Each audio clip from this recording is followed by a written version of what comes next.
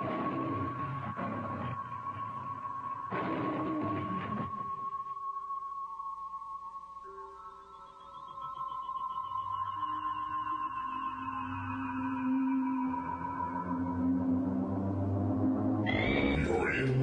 Paracast, the gold standard of paranormal radio. And now here's Gene Steinberg.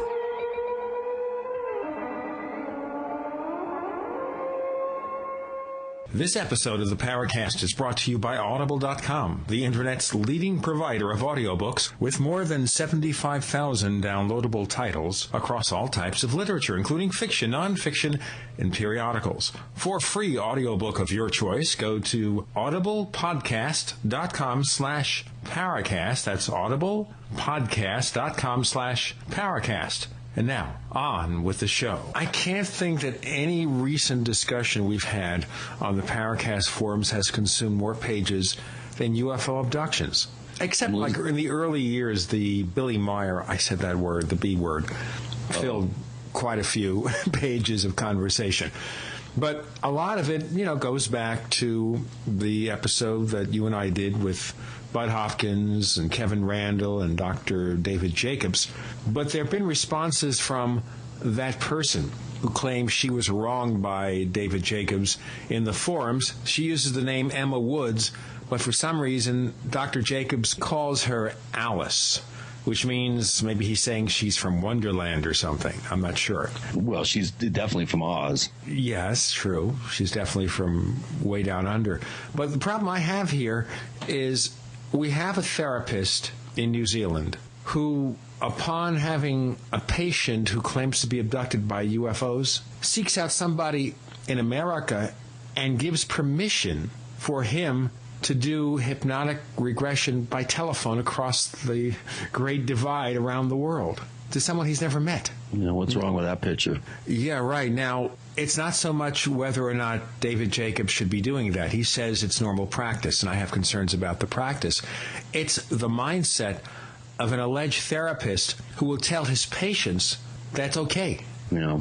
That worries me. The second part of it is that David Jacobs would even take upon this patient. You have somebody calling from New Zealand, you're never going to meet that person, and you accept them as someone you want to evaluate for possible UFO abductions. And then the third problem I have is with Emma or Alice or whatever her name is, agreeing to this and not just saying, this is ridiculous, let me get some help and get on with my life.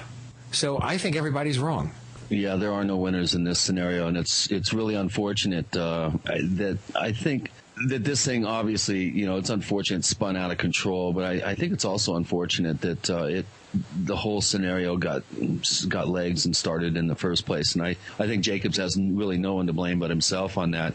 I mean, Bud, mentioned on the show that he read the signs of, potential problem with this particular individual when she sent a huge box of information, a lot of, bewildering monitoring, laborious monitoring of her vitals and stuff. I think Bud, and he did mention this, that he read some warning signs in that. And you would think that someone as smart as Dr. Jacobs would have also thought long and hard about getting involved with this person.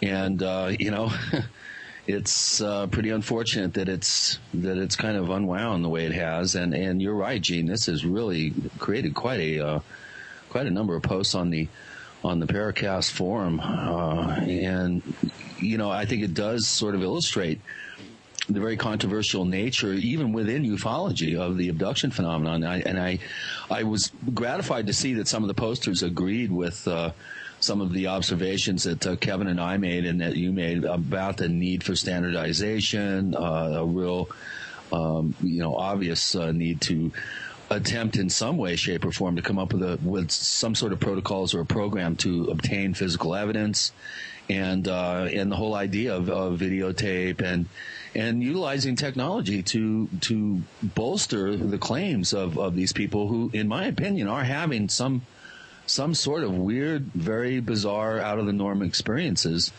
But again, I left the episode scratching my head, more confused really than I was when I started. I do feel people are having real experiences, but I think my gut is is sort of telling me that we're dealing with something that is psychological in nature, I think, and that people may be tapping into something that is truly other, but I'm still confused about the actual physical nature of these claims and of these alleged events. You know what I think, Chris? I think that if you had video cameras stationed in the bedrooms and in the homes of these people when they have these experiences, you're not going to see anything captured. And there could be two reasons for that. One is the technology will block it. The other is that they're experiencing something real internally.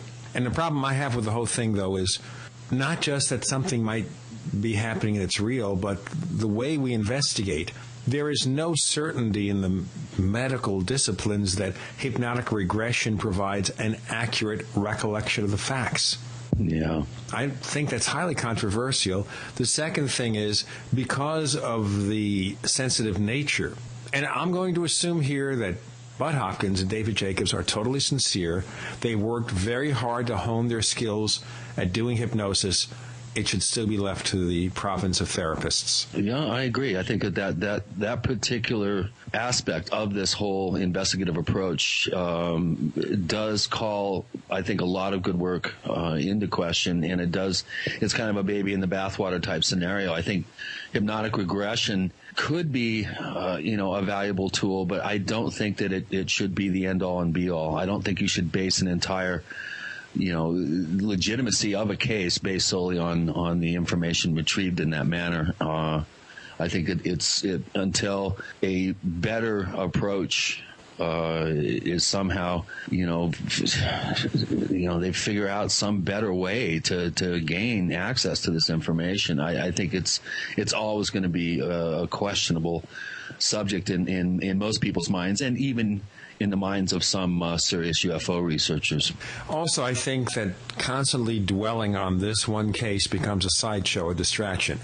Because no matter whether Dr. Jacobs did anything wrong, let's assume that he did something wrong and she's right, or that she is completely wacky and he did most things right, whatever. It's a distraction because we're focusing on one case, one problem. We need to focus on the entire picture, the entire evidence, to see where it goes, where it takes us, and what validity it has, and also what methods best serve this kind of study. And it can't happen if we just focus on this emotional issue. Yeah, that's true. And it does, I've always kind of wondered, I don't know that much about the background of her particular case, but there is, I think, a hint of setup, and I do feel that the person at the other end of this particular controversy there in New Zealand it appears to me that she could use some serious professional psychological help. I kind of feel for David in that he's having to deal with someone that is just so just hell bent for leather to really go after him. And it's really unfortunate, like you said, that we're spending so much time discussing the merits of this particular case in terms of the approach that Jacobs elected to use, and we are sort of losing sight of the obvious reality of these very puzzling events in people's lives. And the one thing that I think shouldn't be forgotten, and you did just mention this, is that David and Bud have really, in some sense of the word, have really helped a lot of people come to grips with very puzzling events in their lives. And that particular sense of service that they have applied to this is highly commendable, and we shouldn't lose sight of the fact that they really are attempting, I think, with good hearts to truly help people and to truly provide them with some sort of recourse to come to grips with these experiences. And that's something that should never be forgotten by anybody on either side of this particular Emma Woods controversy, and just looking at abduction researchers in I think in general. I think that they are attempting to help people, but there is no substitute for professional psychological involvement in some of these cases, and that's something I think that should be brought into some of these people's lives and cases more so than it is. This week we're exploring UFOs from here, and it still might be the cause of these abductions. But to give people background, in a recent show we focused on a book called The Crypto-Terrestrials by the late Mac Tonnies, where he talked about a race of beings that perhaps exists or coexist with us. They stay hidden from us in the oceans, in the caves, whatever. And this brings to light lots of other fascinating possibilities. One of those I mentioned was, of course, the case of Richard Shaver, who said he visited the Diros and Tiros in the caverns. And we're going to make this sort of a sequel to that discussion, talking about Earth-based UFOs, the hollow Earth, and everything more. Our guests will be Mike Clelland, Alan Greenfield, and William Michael Mott. Coming up next on The Paracast. We're not in Kansas anymore. Hi, this is Tamar from Namecheap. We're a domain name and web hosting company, and we really care about our customers. With domain name purchases, Namecheap offers free SSL and free WhoisGuard for a year to protect your identity from spammers. We won't bother you with unwanted messaging in your inbox or upon checkout, but most importantly, we care about you, our customers. Your satisfaction and happiness is our primary focus because your support means so much to us. If you'd like to learn more, please visit us at radio.namecheap.com for web hosting and domain name specials. You can also follow us on Twitter at twitter.com/namecheap, where we host many great contests, or become a fan of ours on Facebook at facebook.com/namecheap. See you online. We want to hear from you. If you have a comment or question about the Paracast, send it to news@theparacast.com. That's news@theparacast.com. And don't forget to visit our forums where you can talk to fellow listeners. Just go to theparacast.com and click on the forum links. That's the forum links at theparacast.com.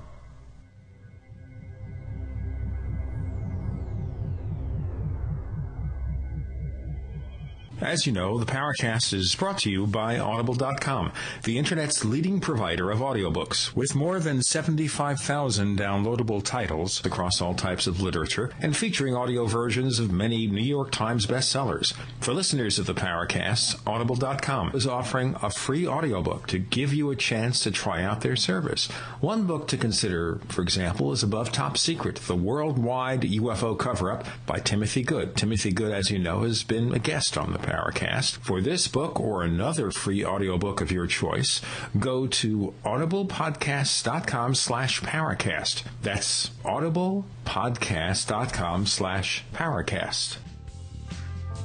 Hi, this is Nick Pope. You're listening to the Paracast with Gene Steinberg and David Bietney. The subject is UFOs from Earth. In the tradition of that recent book from the late Mac Tonnies, The Crypto-Terrestrials, my co-host Christopher O'Brien, we welcome my good old friend Alan Greenfield. He's good and old, or something like that. Mike Clelland, William Michael Mott. I'm as young as I feel. How old do you feel, Alan? No, I'm about 36. Okay, well then the 36-year-old Alan Greenfield is with us. Alan, in the previous discussion, I mentioned our famous all-night conversation from the 1960s, the legendary conversation, where we decided that UFOs maybe are not extraterrestrial. And maybe we'll just focus on that with you. At what point when you were starting out as a UFO researcher did you feel that maybe it wasn't ET, that maybe something else caused this to happen? Well, right around the time we had that particular discussion, and it was more like 2.5 days with no sleep, so, we should put that in context. I was just beginning to doubt the ETH as it's called. I really don't think that it's genuinely a hypothesis. It's an idea, and it's useful as an idea, but really I don't see any connection. UFOs are seen around or on the Earth, and not the only spacecraft I know of anywhere else are on the Moon and Mars, and we put them there. other than that, the connection itself is very strange. But up until that point, I was right in transition. I was moving from what I would call being pro-ETH to being doubtful about that and looking for something that I was then calling the alternate reality theory. Well, Jim Mosley, who is, sort of the originator of an Earth theory, that it was the secret weapon sort of thing, introducing that to ufology, and he came up with the notion of, right around the same time, of the 3.5D theory. That was also the time that Lowlight John Keel started to interject himself into our circle, and that he always had sort of a different idea of things. So I was thinking in a different direction, and I suppose after 36 hours or so, we were discussing the Jewishness of Columbus and a lot of other very strange things. I don't want to get into that, folks. Look in some direction other than extraterrestrial. And a Jewish Columbus. Well, the point being that all ideas, actually there's a bit of evidence for that, but it seemed a lot bigger after 36 hours and no sleep. But after we woke up, I think there were still some compelling ideas there, Alan, right? Oh, yeah. I mean, I have gone on to have a much more complex idea that I have never subscribed to an extraterrestrial notion of the origin of UFOs. I think the secret is much more complex than that. When we talk about Earth-based UFOs, we tend to think of people like Richard Shaver. Now, I knew Shaver, Alan knew Shaver, I met Shaver at his famous cottage in Arkansas. I don't know who it was, where Bill Clinton or Mike Huckabee were born, but, in this cottage way out in the woods. William Michael Mott, you've written about Richard Shaver. What attracted you to that? Some people felt Shaver was just a science fiction writer, that right. Maybe he was a little bit nuts. What did you think, Michael? Well, my introduction to Shaver came through the works of people like Keel and Steiger. And, when I was a young fellow, and of course I was a Pulp Fiction fan, and I'd heard of Shaver. I wasn't real familiar with his work, but when I saw that he had these alternative theories, and particularly the way in which he was vilified and ridiculed and so forth, it piqued my interest. But I really didn't start looking into Shaver, his ideas in depth, until I started looking into some of these other matters in depth. And like Alan, I kind of reached the conclusion that not just UFOs, but most, if not all, of the mysteries that people are so fascinated by, really, that the overwhelming evidence seems to indicate that those mysteries have their origins right here on Earth. I mean, there's nothing that people see or experience that is in any way truly alien in terms of the biology. They usually have, mammalian, reptilian, or even human characteristics. They seem to have what I call an earthly vertebrate template. And the evidence is just overwhelming in terms of, it's like I told somebody recently on another radio show, if these beings were from somewhere else, then if they had the technology for interstellar flight, if they had the technology to reach or surpass the speed of light, if they had the technology to create wormholes or to travel between dimensions, then if they have a genetic dilemma or a genetic problem that they desperately need to fix, first of all, why would they choose us? Because they're going to be so genetically dissimilar that it's just absurd that they would even do so, unless they came from the same genetic biosphere. The other part of this idea is that, genetically speaking, if they're that advanced, they would have the nanotechnology or the advanced technology or the science that would enable them to simply recombine their own DNA. They could repair their own genetic damage. They wouldn't need to take part in the same types of predatory sexual exploits that the fairies took part in, that the demons and the succubi and the incubi, they wouldn't have to resort to these same tactics that actually they've been resorting to under different names for thousands of years. There's an indication there's a huge deception, and that's something I think that Shaver kind of touched on. There's a deception in place where there's a desperation on the part of these beings to say, hey, we're not from here, we're from up there, look up there. We're from way over there, we're from this star or that star. And it's almost like they're trying to beat people over the head with this idea. It's obvious that if they've got a predatory or a parasitic relationship with us, and they always have, it's not in their best interest for us to know that they're from here. it's in their best interest to keep us looking up or into other dimensions or all these other ideas that they throw at us when we have our encounters. But when the actual hard reality, it seems to be indicated by the evidence and by the encounters that people have always had with these beings for thousands of years, is that they're from right here, and they have an agenda, and one of the main things they have developed over time is an incredible ability to fool us. They know how we work, they know how we think, and they're very good at diverting our attention elsewhere. Now, we have an additional guest who has popped in, amazingly, not with a strange telegray like the Deros and Tiros use. We just sort of popped in, and that's Walter Bosley. Walter, welcome to the show. Maybe frame your particular viewpoint about UFOs and mysteries like that caused by something terrestrial-based. What do you think? Yes, absolutely. I'm on board. Now, I believe, in the macrocosm, yes, I do think there are extraterrestrial civilizations, of course, but I think there is definitely a hidden civilization on this planet.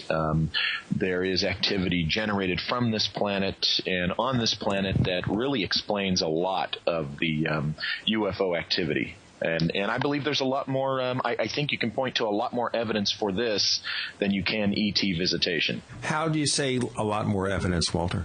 Well, when you look through ancient history, and particularly, there's the couple of writers that really, back up what I'm saying, that actually is where I learned about a lot of this were, of course, going back to Jacques Fallé's work and Mike Mott's stuff. He's been talking about this for years, and he's really compiled all the ancient history. Throughout ancient history, we've had these stories of, in some cases they call them the gods, and in other cases the fairy folk. And there's just always been this presence throughout history of these hidden races. And it's just kind of funny how in our era, the last 50 years, 60 years, the era of Roswell, we've mostly wanted to push that aside and insist, that it's all coming from other planets, when actually we have thousands of years of history stating where it comes from, that, it came from this planet and that it comes from underground. And yet we've only had about, a half a century or 100 years of serious, it all comes from ET. I think the history outweighs, the ancient history and the past history outweighs the recent ET hypothesis as only answer, 100-fold. So basically, hundreds of years ago, and anyone who could pick up on this, if we had strange visitors or strange airships, we'd always think they were from here. We'd never think ET. Who wants to pick up on that? Well, I can say a couple of things about it if you want me to. Please, Alan. That would be Alan, so that people know.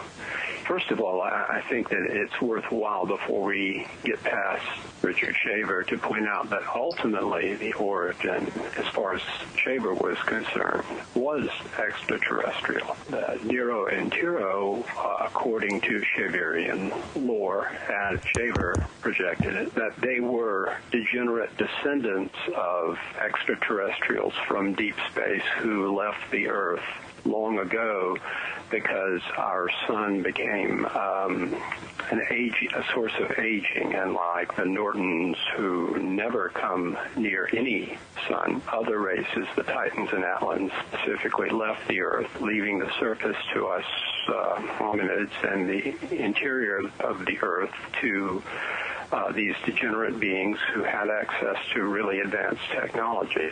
I say this without any belief one way or the other about it. I just find the extraterrestrial notion, and I will call it notion, not theory or hypothesis, because there's absolutely, it's not preponderance of evidence, there's absolutely no evidence of anything throughout history coming here from out there per se, from Sirius or anywhere else. Even if one has some speculations in that direction, they're seen here or near here or hovering above here. They're not seen anywhere else.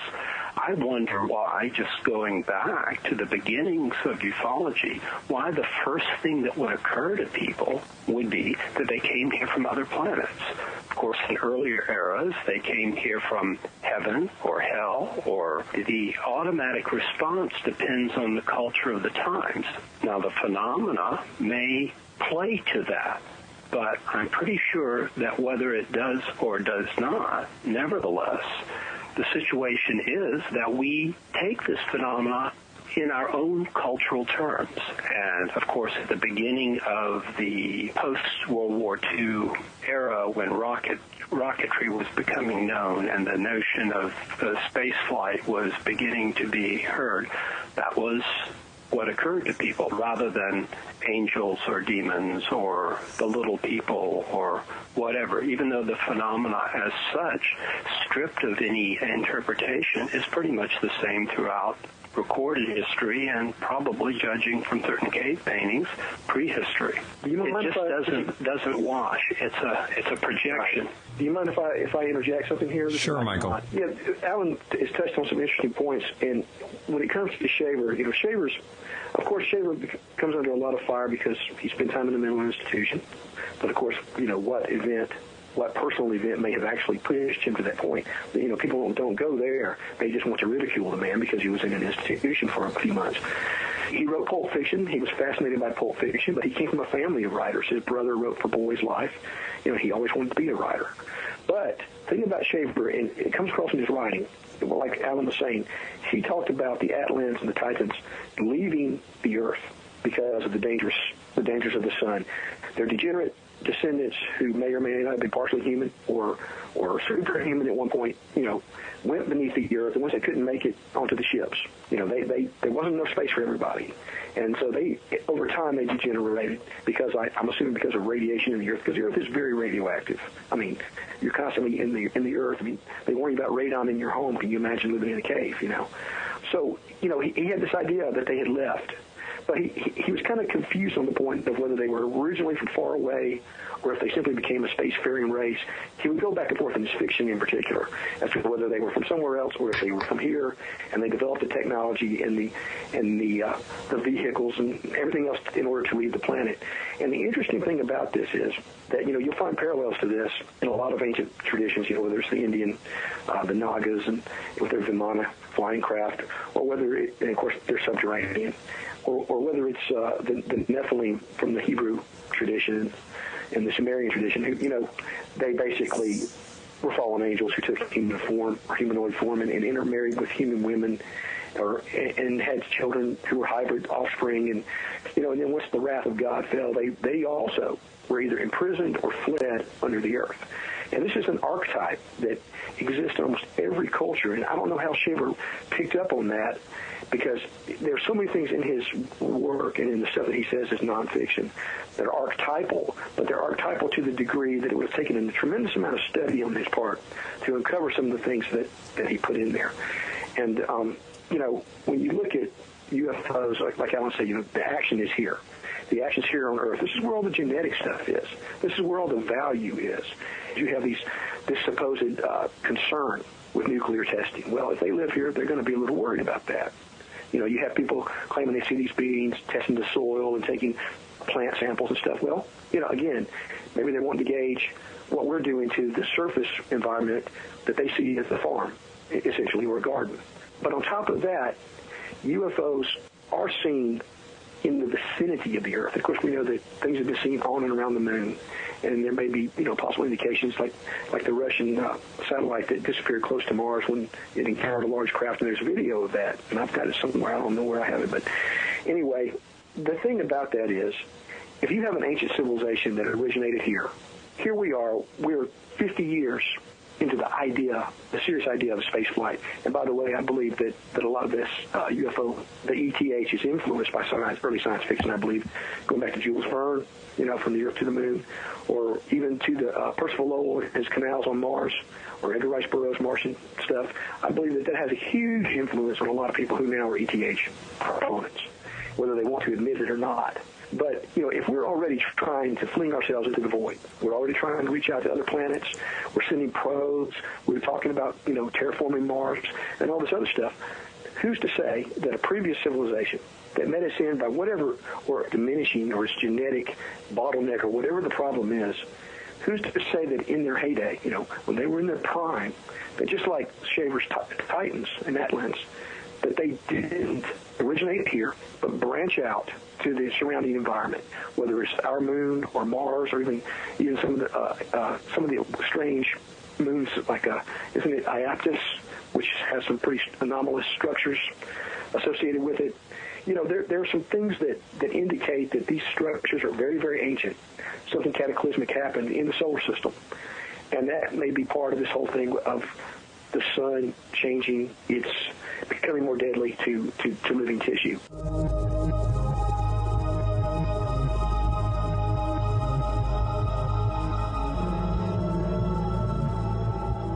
Picture this. You're on the phone with a client or colleague trying to explain something visual. A PowerPoint, a keynote presentation, a website. But it's frustrating because they can't see what you're talking about. The solution? Good news. They can if you invite them to an online meeting using GoToMeeting. Then they can see your computer desktop on their computer screen, so you can show them what you're talking about. I use GoToMeeting all the time to collaborate with colleagues and with clients. You can try GoToMeeting free for 30 days, but you must visit GoToMeeting/podcasts. That's GoToMeeting.com/podcasts for a free 30-day trial. You're in the Paracast. You never know what's going to happen next. We have Walter Bosley, William Michael Mott, T. Allen Greenfield, Mike Clelland, Christopher O'Brien is co-host this week.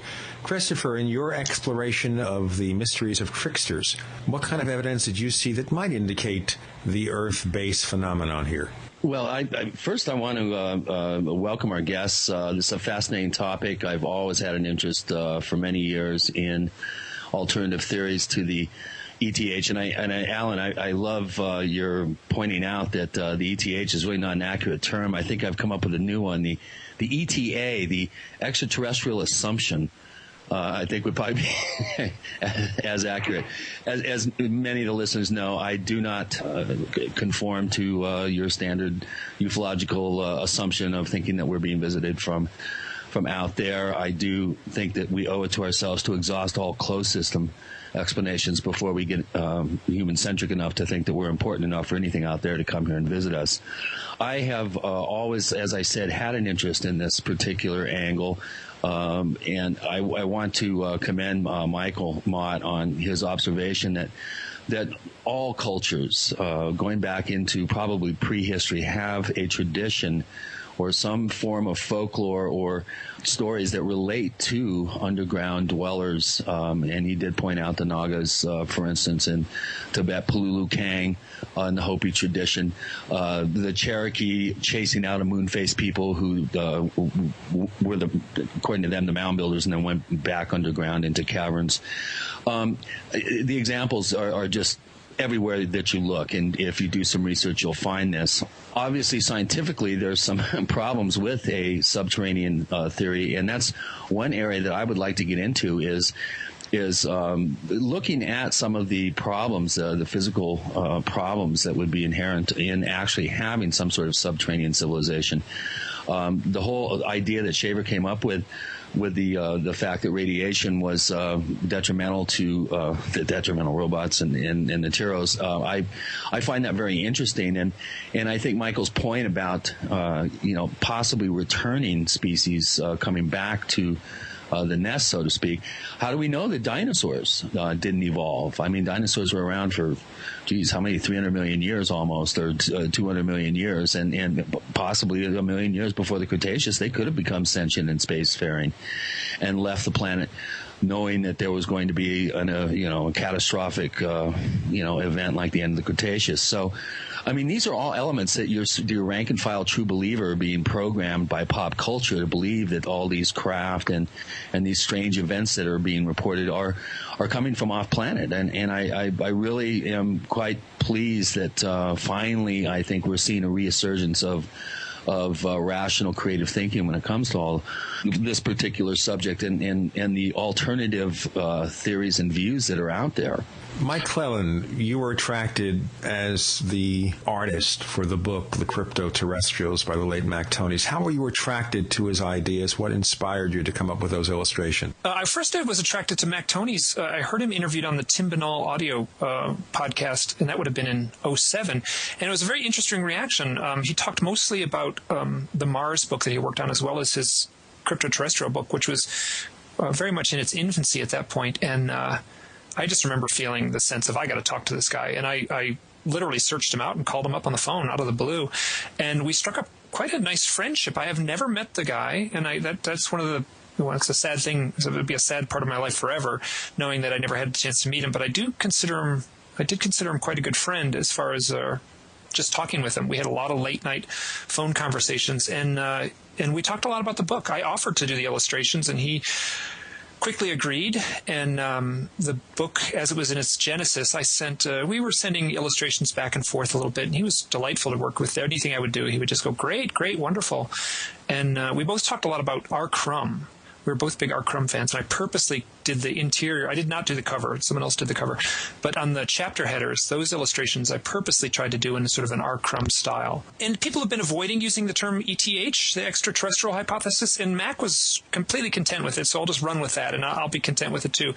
He did not dismiss the ETH hypothesis out of hand. He very much considered that it may be a part of this whole mysterious realm, but to dismiss it as either or, I think he was very eager to include it somehow as both and, is at least in his thought process. And he was quite open about saying that his whole book and all his ideas were just a thought experiment. If nothing else, he was so gifted at speculating. He was very clear when he was speculating, and he loved the game of speculating. So this is I'm enjoying this greatly, because the act of speculating and this kind of thing is wonderful. Alan earlier talked about the fact that we just somehow assumed after World War II that these visitations, these sightings, these craft in the sky we just made the assumption that they were from outer space. And I think the same way we would have made the assumption if we had seen something in 13th century Rome that they were from, demons or angels. And it's interesting, only now, like there's a frontier that exists the same way that space was a frontier at one point. There's a frontier right now in the realm of new sciences, in the realm of like multidimensional. And I'm not a physicist, so I won't pretend to try to define what that means. But in the realm of dark matter and multidimensional ideas, and what was just a few decades ago in the realm of science fiction is now being addressed quite openly in the scientific literature. And Mac followed that stuff very closely. And so I'm wondering whether they will start presenting themselves to be multidimensional in more overt ways now that we have this new frontier at our doorstep, a science that really didn't exist just a generation ago. So you're saying basically, Mike, that it's reflective. The phenomenon is reflective of what our society expects of them. Well, very much so. I mean, the airship sightings that took place over 100 years ago, where the people who stepped off those craft were bearded men in dirty work clothes. In essence, working the steam engine that's inside the craft somehow. And presently in our present day science, we're at the forefront of genetic manipulation. We're at the forefront of artificial intelligence. We're at the forefront of virtual reality, and all these things are being projected and somehow being reported by, oftentimes by the people that claim the abduction phenomena. They are reporting things that are just at the forefront of our science. Going back to the Betty Hill abduction, she talked about getting a medical procedure where something was inserted in her navel, and it was just a short time after that, less than a decade, where that became a reality as a form of a pregnancy test. Alan Greenfield, you had a comment. Well, yeah, although all of these ideas keep bouncing around in my head. Number one, I've come up with my term, the extraterrestrial speculation. I'll go for that as a legitimate speculation. Okay, so it's ETS. With my way of thinking. Yes, the ETS, not the ETH. It doesn't have any special evidence for it, but it doesn't have any special evidence against it unless one argues that the similarity of bipeds walking around would be unlikely, and the problems involved in traveling from one solar system to another, et cetera, et cetera. Unless you go into that sort of thing to say that it's, quote, impossible, which I reject out of hand, it's a speculation, no more, no less. I find it interesting that it's the first thing that people grabbed for. You don't have to go back to the 1300s to find other interpretations. We used to talk a lot about the early 20th century apparition of the Virgin Mary and a UFO at Fatima in, I believe, Portugal. And that was interpreted as the Virgin Mary and the sun coming down out of the sky. Well, of course, if the sun had come down out of the sky, we wouldn't be having this conversation. So I assume that maybe we would. Correct interpretation, but that would be was seized upon by ufologists at one time for, see, there were earlier UFO cases. But again, what is more valid about the speculation that it was the Virgin Mary and it was an apparition of the sun coming down out of the sky than to say these are beings from Sirius, a planet around Sirius C? They're of equal measure because they're both speculations. I wanted to say something about, before we completely move away from talking about Shaver and the inner Earth theory, for the reasons that would be obvious to anyone who knows about mass and the nature of the Earth and so forth, the likelihood that the Earth is hollow is somewhere near zero. I don't do absolute zeros on anything that I don't know for absolute certain, because I've seen too many things change in my lifetime so far, and wouldn't be surprised to see more as time goes on. But the Earth is unlikely to be hollow in the way that Shaver looked at it, and that is not my opinion at all. Caves are another matter. I used to and I feel somewhat guilty about this. I used to identify to people places that I knew that there were caverns that people had entered and had experiences not dissimilar to Shaver. Shaver, by the way, reported the same thing. But what I don't do that anymore, because all of these very crazy amateur people who don't really know what they're doing are so eager to know where these locations are so they can jump down a cave and get themselves killed, like those that tragedy in the mine in West Virginia so recently. I don't tell people where these locations are because there are a lot of idiots, brave idiots out there. But one thing that I've noticed from the accounts that I've heard over a very, very long period of time that is consistent is there's something about these cavern entrances that suggests they are something more like a Stargate than they are like an entrance to the inner Earth. Up through a certain point, they are either old mines or caves or natural configurations, and then what people report is this sort of Stargate phenomenon. I'm not even sure that the whole Stargate universe wasn't influenced, as science fiction wasn't influenced by the experience. You feel like you're going through this tunnel, very similar to near-death experiences, and then you are in otherwhere. It's kind of like the picture we see in the movie Stargate, where they go the transformation, where they go to the Pegasus galaxy. Right, exactly. Or you can look at it in that way, or you can go back to the original series, The Time Tunnel, which Stargate, the TV series, is sort of based on, where you're going through time, or space-time, or to some other dimensional configuration altogether. I don't think most of the people, certainly not any of the people that I've talked to who have had that experience, are certain where this otherwhere is, that is in space and time. But we do have some clues. One of them was just alluded to in the 1897 airship cases, now 113 years ago. They look very much like what one would realistically expect only about 10 or 15 years too soon. If you look at the 1809 Jane's All the World's airship, that's what they were looking like, but it was 10 years later. There weren't any airships of that sort in 1896-97 when these alleged cases took place. And lesser known are, during that same period in Northern Europe, a lot of aeroplanes were seen.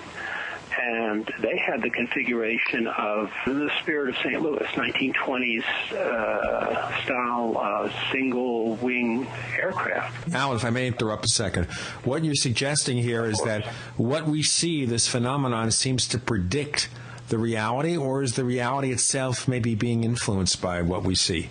I think some of both, actually. Certainly, we interpret according to our own culture and time and so forth. But I think the UFO phenomena tend to be outside of space-time as we normally understand it. In origin, if origin is the right word there, it gets very complex when you're not talking about things that are inside space-time. And they may be from other planets in the universe that we know, from other dimensions and other planets, the same planet in slightly different form, the future, the past, the future becoming the past becoming the future. I suspect that it's all of these things because we have a very, very slim sliver of reality that we're part of, and we call that space-time, and that's the way we negotiate our day-to-day existence, and that's how we get across the street, hopefully without getting hit by a truck. Walter? I just wanted to throw in here both Mike and, Chris started it off, then Mike carried it, and now Alan. And the interdimensional aspect is something that I personally began to see in all of this and embrace about 15 years ago. And it was about 13 years ago, I remember distinctly. You usually do remember these things when you have kind of a eureka moment. It's around 1997 when I was assigned to Wright-Patterson Air Force Base, of all places. I was thinking that, perhaps the big secret here isn't so much that there's life on other worlds. I began to wonder, and this idea is not original with me. I'm just sharing with you the first time it came to me. Maybe the idea of the whole ET hypothesis or assumption has been part of the cover for interdimensional or time travelers. That's something we also have to consider very specifically within the spectrum of interdimensional ideas, is that what Alan was just saying, absolutely right. The airships kind of just a few years before these things actually came to be, it could very well be that these are time travelers. And they definitely are coming to kind of motivate us and seed our ideas. And maybe it's much easier for people to embrace the idea that, we come from Venus, we come from Mars, we come from Zeta Reticuli, because actually the idea of coming from another time is just so beyond the practical grasp of many people. Even today, there's a lot of people that would be very much qualified to be in this conversation as anybody that would still say, oh, no, not time travel. But I personally, my experience is I lean towards the interdimensional and very much the time travel idea.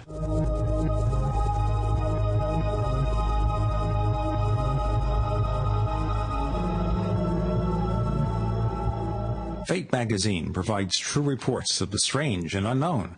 Keep up with the latest on angels and miracles, psychic phenomena, ghosts, UFOs, life after death, and much, much more. To receive your free issue of Fate magazine, call now at 1-800-728-2730 or visit their website at www.fatemag.com. That's 1-800-728-2730 or www.fatemag.com. What are you waiting for? Your fate awaits.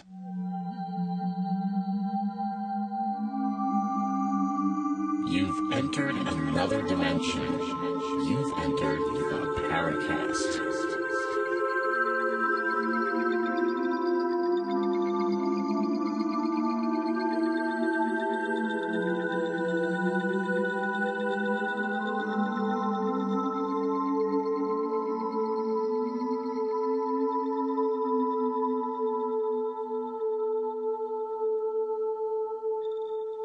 We have Walter Bosley, William Michael Mott, Alan Greenfield, Mike Clelland. Our co-host is Christopher O'Brien.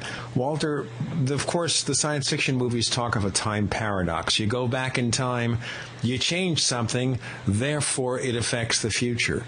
Or maybe it was meant to be in the first place. So how do you deal with that? I think you don't worry about it as much as the movies and popular culture would have us worry about. They tend to – I think the origin of such since we're talking about, the pop culture aspect, a lot of the origins of that come from, thinkers with an agenda that is really anti-technology. Humanity's a bad thing. And if you've heard me, on other places, I am not a human apologist. We've beaten ourselves about the head and ears long enough. It's time to be a little more balanced and stop that crap. I think it's done. I think those who are doing it, they've obviously figured out a protocol. I think allowing those who encounter them to believe they're from another world and not appearing on command and being so elusive is part of that protocol, to not influence too much. But I don't think they worry about it so much that they don't do it. And you know what? I would agree with that. It is not immoral at all to time travel. Not at all.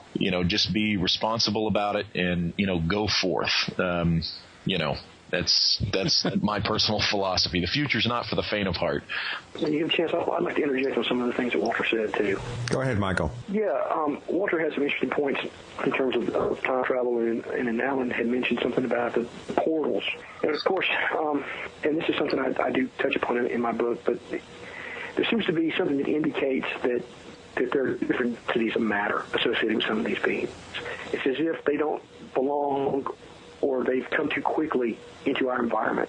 They're either too dense or they're not dense enough.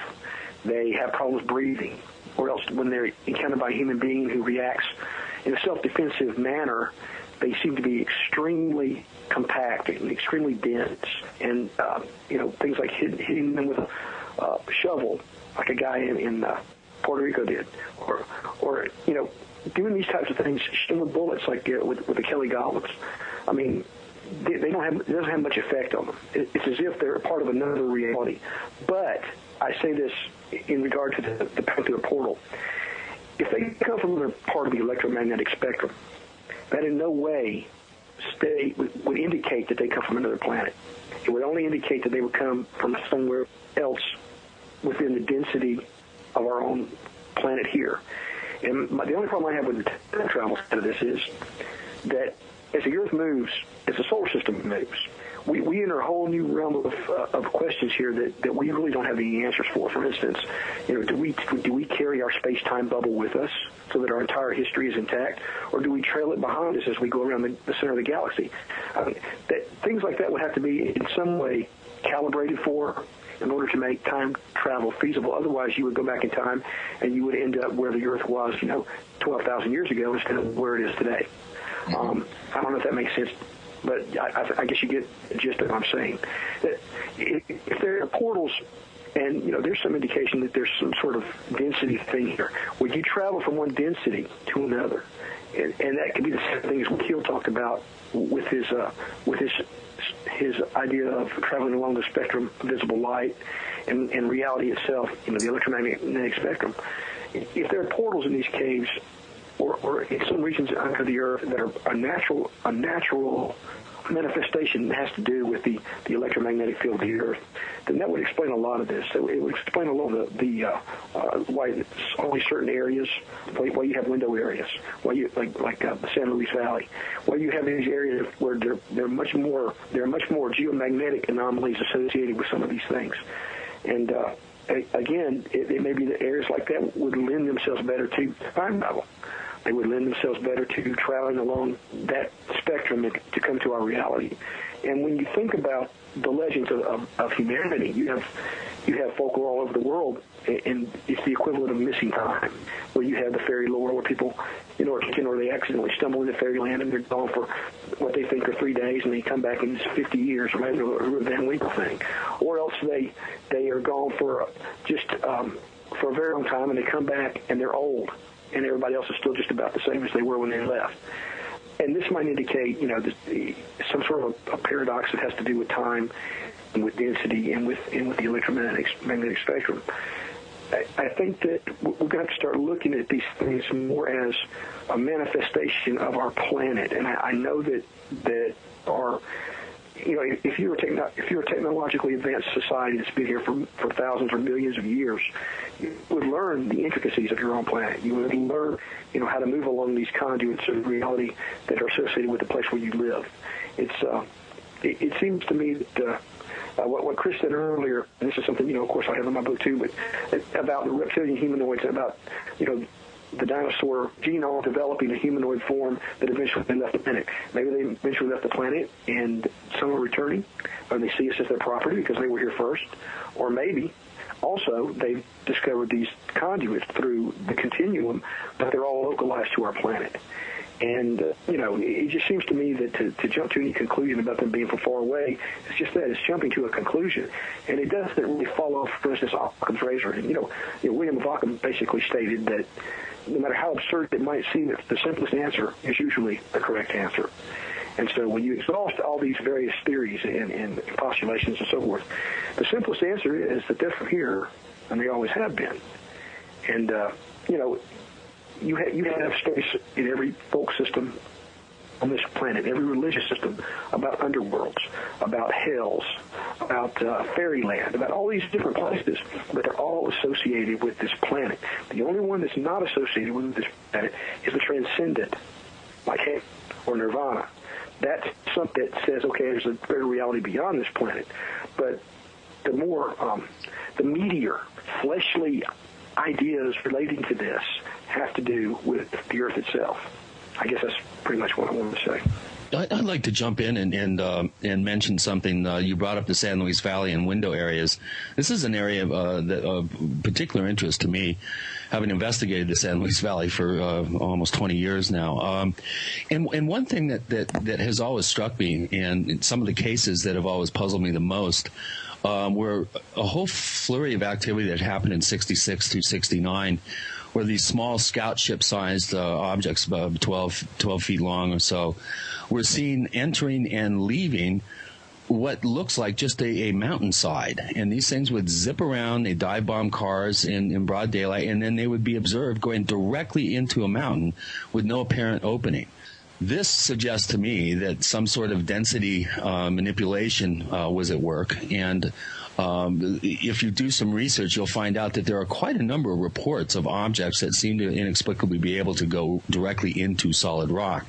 So this would, obviously suggest that we are dealing with some sort of phase capability, in terms of density and being able to manipulate and go in and out of some sort of time-space phase. And I've always been fascinated with the whole idea of window areas and portal areas. And Louis Turry came up with an interesting formula, which I've kind of added to over the years, and that is that if an area has unusual geophysical properties, for instance, the Earth's magnetic field has minimum and maximum density and strength, rather, field strength in close proximity to one another. And if you have a history of sacredness in the indigenous culture and a history of sighting events, chances are the military and the government's also going to be very interested in the area and has a nearby presence and is trying to expand their presence in most cases in these areas. This is a perfect formula for identifying potential portal or window areas. And the San Luis Valley is one, the Sedona, Verde Valley area is another one. They're scattered around. And if you do your research, you'll find that there is a preponderance of activity. Generally, if there's going to be any sort of sighting wave in a region, it's going to be centered around one of these portal areas. Another thing, too, I think is interesting is the, at least here in the Southwest, the tradition of the Native Americans of the Sipapuna or Sipapu, the place of emergence where the people are led underground to be protected during earth changes. In the case of the Hopi and Zuni, It's a salt mine and a hole in the Little Colorado River Gorge that opens up into a huge subterranean city that's in close proximity to Grand Canyon. And again, we've stated this a couple of times, all through the world, all around the world, in all different cultures going back into prehistory, you have very similar sounding stories, legends, and belief systems. And one thing I want to know is in 1998, they developed the capability to map the Earth's crust down to a 40-mile level into the Earth's crust. I heard that the first place that they mapped was Giza, and the second place they mapped was the Yucatan Peninsula, which is honeycombed with cenotes and underground cavern systems. And I'm wondering who's sitting on all that data and how much of the Earth's surface that they've already mapped. This would be a very interesting research project, I think, for one of our listeners out there who feels motivated. We have a great group of listeners who participate actively in the message boards. That might be something for them to research. Maybe one of our guests has something to add. We will find out on the other side of the show. We have Christopher O'Brien, our co-host, Mike Clelland, Alan Greenfield, William Michael Mott, Walter Bosley. You'll hear more on the other side of the Paracast. We want to hear from you. If you have a comment or question about the Paracast, send it to news@theparacast.com. That's news@theparacast.com. And don't forget to visit our forums where you can talk to fellow listeners. Just go to theparacast.com and click on the forum links. That's the forum links at theparacast.com.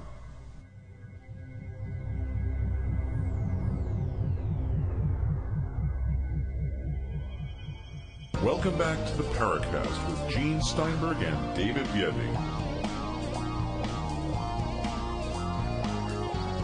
The co-host is Christopher O'Brien. We're featuring Walter Bosley, William Michael Mott, T. Alan Greenfield, Mike Clelland.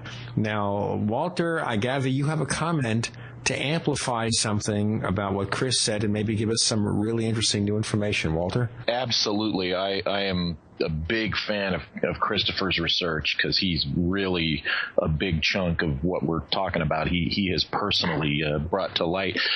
Just over this last weekend on Saturday, there's a friend of mine, a guy I've known since high school, and he's interested in these things. His name is Stan Shambaugh, and you're going to be hearing more about him. He's starting a website called Legend Has It, and what he's going to do is go out and investigate all sorts of strange and interesting sites and present little webisodes. And he just did the first one, and he invited me to be a part of it. And he asked me, I started remote viewing a couple of years ago, and for whatever anybody thinks about it, I was made a believer because it was one of the most extraordinary experiences of my life to learn how to do this and to see how real it is. And he asked me to remote view the site before I knew where we were going. And I did it the night before. He gave me a blind cue target that was a number associated with the place. I did a viewing. And then once we got out there and I learned where we were going, within the first few minutes, we found an object that I had viewed in my initial viewing, blind viewing. I walked right to it. And then we walked into, oh, by the way, this place is Devil's Gate Reservoir in right on the border of Pasadena, where JPL is located. And it has a history of strange, unexplained disappearances. In fact, 3 or 4 children out with their parents walking on trails. I mean, their parents are looking at them. They go right around a corner, and then they're gone. They disappear. They drag the water. They scour for days the park area. They find no evidence whatsoever of what happened to these missing children. This is in the late 50s up to 1960. And then I did, anyway, we go into the park a little bit, and I did my second viewing of something he had blindly cued in an envelope. And I came up with what looked like a descending curly cue. And as you can imagine, my ultimate conclusion, I even wrote the word vortex. We're talking about a vortex here.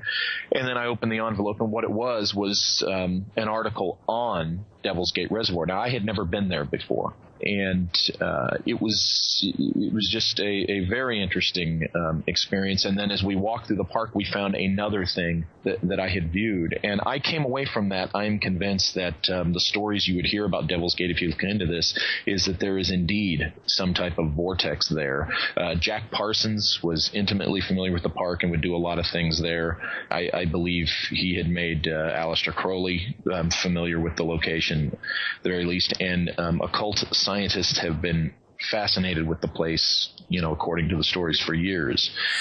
And it just, and I was just, throwing that in because in my experience, in my investigations, absolutely, there's this interdimensional aspect. There is a geophysical, topographical feature to this that is very, very important. Chris, I think we should bring you back for a response to that. Okay. Well, I agree, Walter. I think there is a formula that can be, followed that will help identify these places. And basically, I've just by listening to your account and your description of this particular area, I think it probably has some sort of exalted history. I would imagine if you did some research that there was something special to it, some special qualities ascribed to the area. And then the close proximity of JPL, I don't think is a coincidence. This is so stimulating for me because I am so tired of being called alien guy. Oh, here's the guy that believes in aliens. They call me things too, but it's not very kind. It's just so refreshing to be talking to some thinking, cogent people with open minds that aren't programmed by the media and by a lot of just bunk that's out there. And really, my hat's off to you guys. We need more creative thinkers like we have as our guests on this show here today, and I really think that it's time for the ETAs, the ETSs, the ETHers, whatever, to stop running roughshod on creative thinking in this field, because this is highly complex. I agree that there's probably everything is probably happening. There's probably aliens here, time travelers, dimensional shifters. We're probably inundated. This is a Grand Central Station for paranormal intelligences. It would seem to me that's probably the safest answer I could come up with. Just cover all my bases. So, but again, I do feel that there is something very tangible that we can do as investigators, especially if you're out in the field and you want to do field work.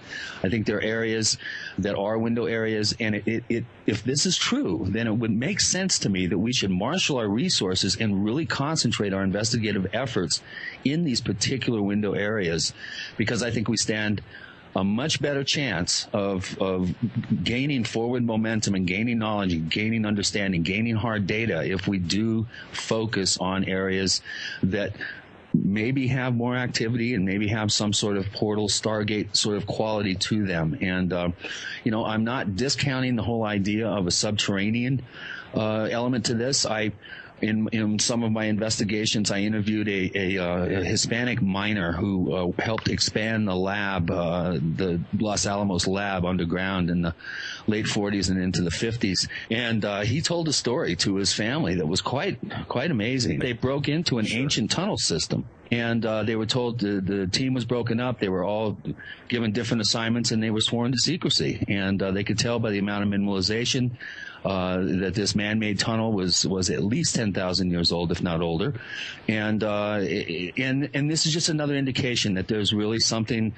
There's something to this idea of cavern systems and caves and a Shaver-esque sort of quality to this stuff. And sorry for going on so long. Alan Greenfield, you wanted to jump in with a comment before. Yeah, I think that it's important to do some of these cross-disciplinary studies, and the mention of Jack Parsons reminds me that there are at least two kinds of, quote, Stargates. I kind of wary of that term, but let's say transportation devices to otherwhere. I don't really know what term to use. Type number one could very easily, if I wanted to hide one, I suspect I would build a tunnel and hide it in a tunnel. So that may be the cross-disciplinary answer to taking a Shaverian view, but understanding that the Earth is not hollow. that, in fact, some of these entrances are in natural caverns or in hollowed-out areas, but that they are there to conceal them.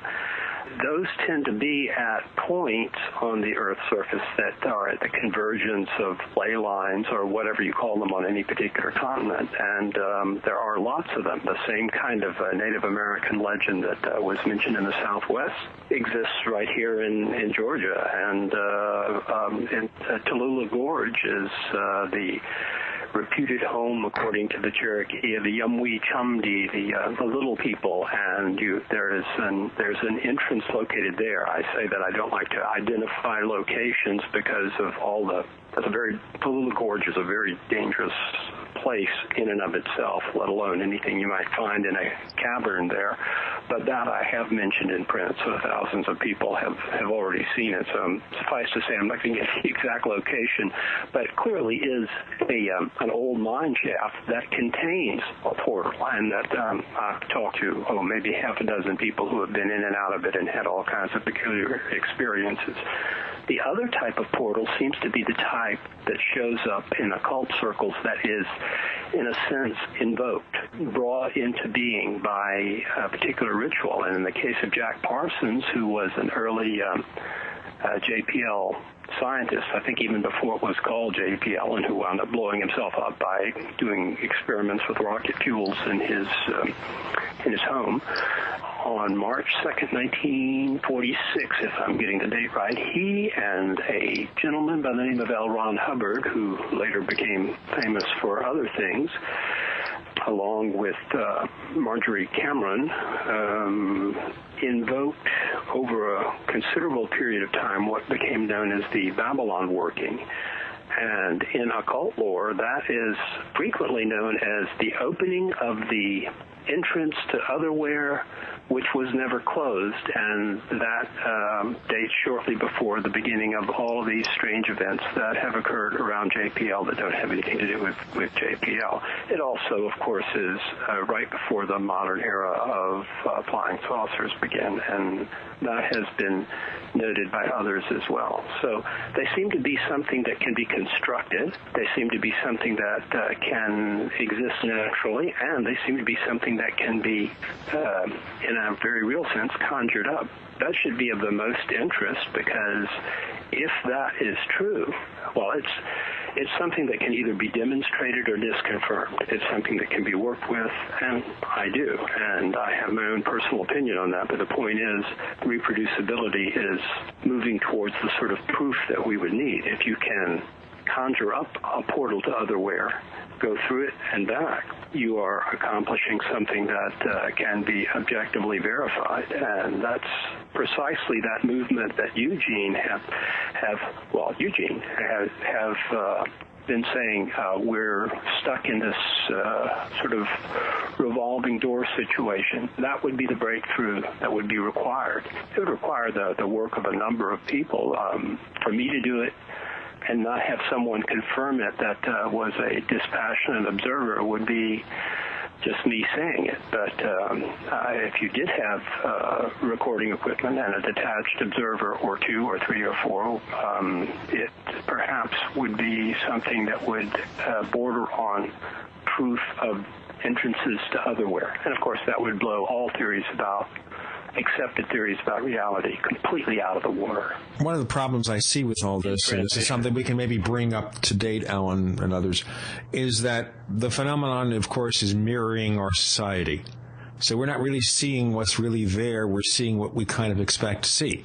So the question is here, if we have this way of traveling to this elsewhere, would we even know where we're going or what we're seeing at the other side? Who wants to take that? I'll jump in. Okay, Mike. I'm just going to jump back to Mac Tonnies in his book and in the things he talked about and some of the things I talked about with him directly. He made the point that all these things are eminently testable, given enough resources, given enough money, given enough time, given enough mind power.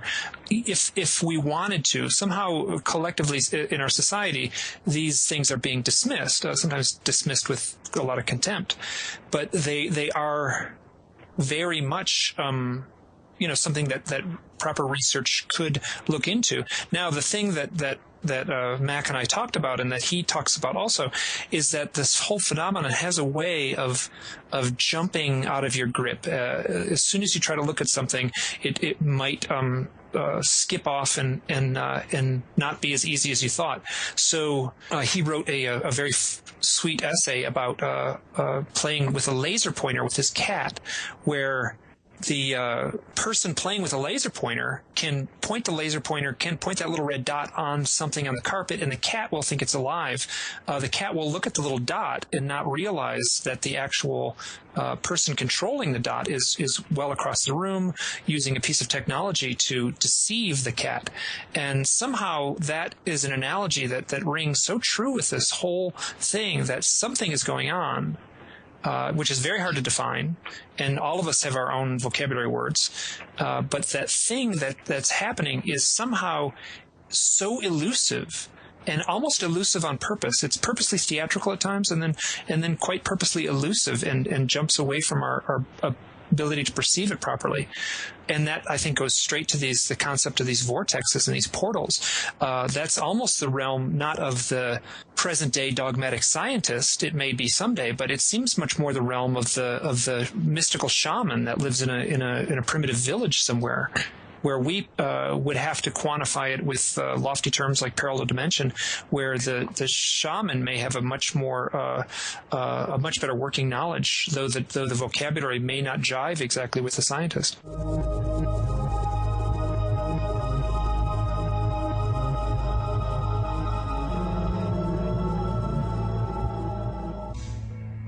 Is there a secret UFO agenda? Do strange creatures from the darkest corners of the mind roam the Earth? Is there evidence for mind control, time travel, or devious government conspiracies? Find out the inside scoop on the latest conspiracies, paranormal activity, and Fortean phenomena when you subscribe to Tim Beckley's Conspiracy Journal. It's jam-packed with stories, special book and DVD promotions, and the best news, it's absolutely free, sent right to your mailbox. Plus a bonus free email newsletter sent out every Friday. Simply send an email with your name and address to MrUFO@webtv.net. That's MrUFO@webtv.net. Find out what they don't want you to know.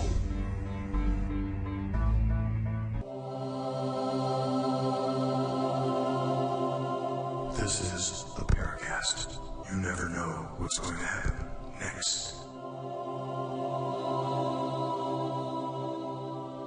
We have Walter Bosley, Mike Clelland, Alan Greenfield, Michael Mott. The co-host is Christopher O'Brien. Walter has a comment, and then Michael wants to add something. Walter?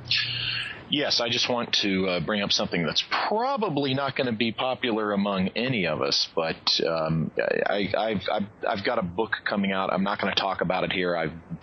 I barely ever talk about it publicly yet. And anyway, this research has really taken me down the strangest roads of my life. And I want to throw out there on the elusiveness of this, like Mike was talking about and Mac had written about and we've all been aware of, is that the farther you go back into the studies of the strange and all these weird things, we have to remember the admonition of ISIS, and that is, tell no one. I think the more we want to know the truth, if you really want to know the truth and you really want to know what's going on, I suspect, my experience is pointing to, I suspect the best way to learn the most is to not talk about it, not write books about it, not get on and speak publicly about it, and the source of the information, the source of the phenomena is more willing to open itself up to you. But that's not as fun as speculating and talking about it and writing our books. But and I'm one of you guys who gets out there publicly and does it. But one thing my experiences the last couple of years is teaching me is, those who truly know, you don't know them publicly. They keep it to themselves, and they know more. Sounds like what Peter Core used to write about. Anyone remember Peter Core here, aside from myself and Alan Greenfield? You don't. Mm-hmm. All right. Alan, do you think we should bring up the name of Peter Core? Try Camilla. Yes. Camilla. Tom Camilla. Why not? But go by his real name, Tom Camilla. Go for it. Okay, so Alan, I'll comment. frame it, sure. Camilla was one of the earliest people who postulated a sort of a interpenetration of reality ideas, although he was billed by Ray Palmer, who published a lot of his stuff as under the pseudonym Peter Core as the skeptic. In fact, his column was called The Skeptic's Corner. What he was a skeptic about was the extraterrestrial speculation. But he was not necessarily against the notion that some sort of non-ordinary phenomenon was at the source of all of the what we will call the UFO mystery, and a lot of other things besides. And he certainly anticipated and influenced my own thinking on the subject, which is that when we deal with fairies, and this is like pre-Valet as well, we should point out. This is what, early 1960s, late 1950s maybe even? That's right. From Palmer's Flying Saucers to the Palmer's Forum, those places, he had really novel ideas and got me thinking a lot about the interdisciplinary aspect of this, that when one is examining, for example, a haunted house that is a repeater, that is haunted, one is dealing with a phenomenon that has a lot of similarities to a location that is saturated periodically with UFO cases, or that is saturated periodically with Mothman cases, or that is saturated with Men in Black cases, or all of the above, that they're all part of the same spectrum. So Camilla was way ahead of his time. I don't know if he's still living or not, but he was a pioneer. He would be slightly older than you and I, Alan. The pioneer being Meade Lane, who sure. Then he must be alive and well and running laps, because I certainly am. Well, I hope he is. Maybe he'll get in touch with us now that we've invoked his name. Now, you know what? I was just saying that part of the shame and waste of it is Lauren Coleman's suggestion. He said shortly after the untimely death, why do some people die so young, and all we hear is that they passed away of natural causes, quote unquote? That's Lauren's. The two pieces of information do not compute. And I can think of a whole host of very, very promising ufologists and crypto-ufologists and para-ufologists that have gone out early, certainly way beyond what one would expect from the kind of typical pattern that one sees for life expectancy. So it's the more you know, the more danger you're in. Exactly. There's something to the notion of not looking. However, I'm still on the, if I can keep the floor for just 30 seconds more, I'm still on the notion that whether we're able to objectively see the phenomenon as it truly is, with a capital T on the truly, or not, we still have the question of, are we dealing with a non-ordinary phenomenon? I don't consider that to be a settled question. And if we are able to advance the cause to the point of saying we are or are not dealing with non-ordinary phenomena on a high evidential level or a proof level, I would say we've advanced the knowledge of the subject a great deal there. Whether we then go on to distinguish between what's real and what isn't real in some sort of objective sense, I'm not even sure if that's the right question to ask. Maybe a totally wrong question. There may not be any one reality involved here. When you mention the time travel paradox, maybe time travel is happening all the time, but it's already happened, because if it's time travel, if it's ever going to happen, it's already happened. So the changes that might have been made have already been made. So maybe every second we're seeing a change that we couldn't expect. Michael Mott, you had a comment. Yeah, I have a few, because we've thrown around so many ideas here. But the last question that we had mentioned that I was wanting to talk about, we talked about evidence for window areas and how people might accidentally wander to those. And I know that, I believe it was Chris O'Brien who had something in one of his books about a structure somewhere in the Southwest where people claim that when they walk through this thing or between these pillars or whatever it was, that they came out in a slightly distorted view of the same reality, but they were in a different place.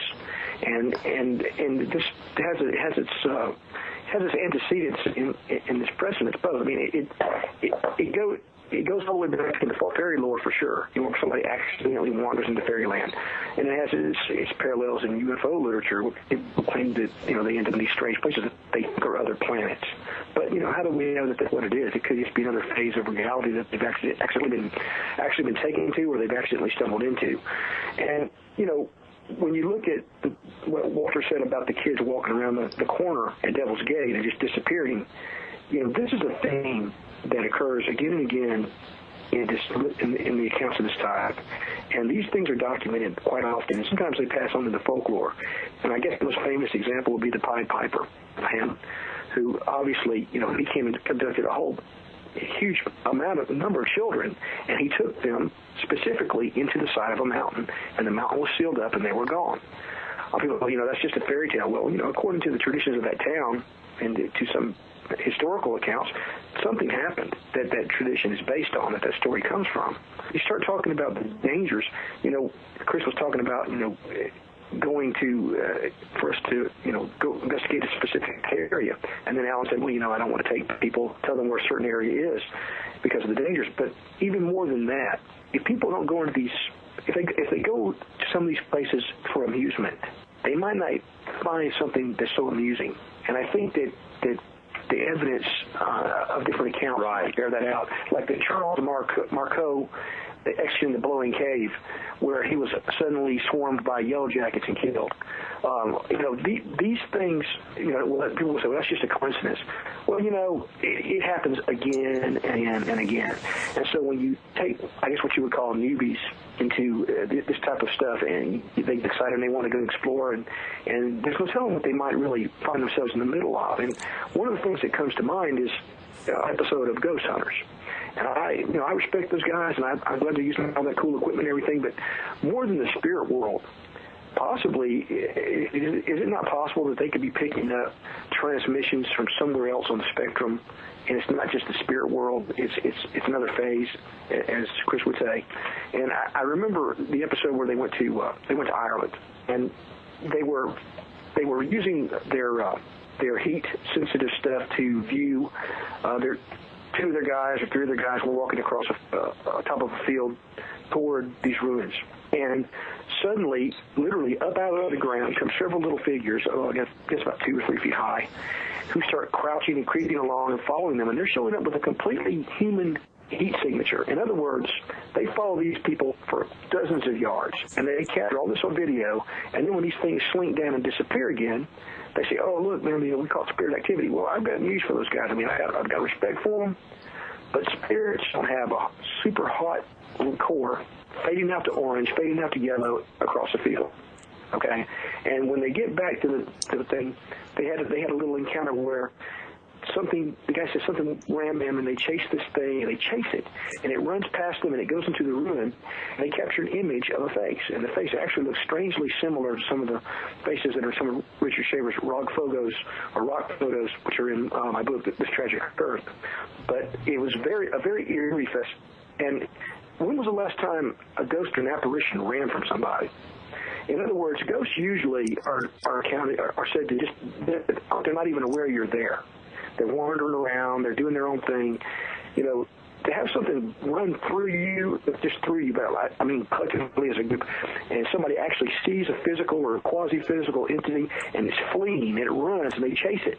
That's basically, to me, that's either I'm going to get your attention away from over here where you were from these other beings, or I don't want you to see me, and I'm going to lead you away from where I don't want you to be. These things, there are a lot of conclusions that people jump to in studying this stuff. And another thing that I kind of wanted to just speak on, going back to the children thing, it was back, and I have the statistics in my book, but, in 1998, over 800,000 children disappeared in the United States alone. Period. They disappeared. Now, some of those were runaways, maybe 10, 20%. Some of them were probably the victims of killers and perverts and things of that nature. okay? But that's still going to leave a sizable number of kids. Where did they go? What happened to them?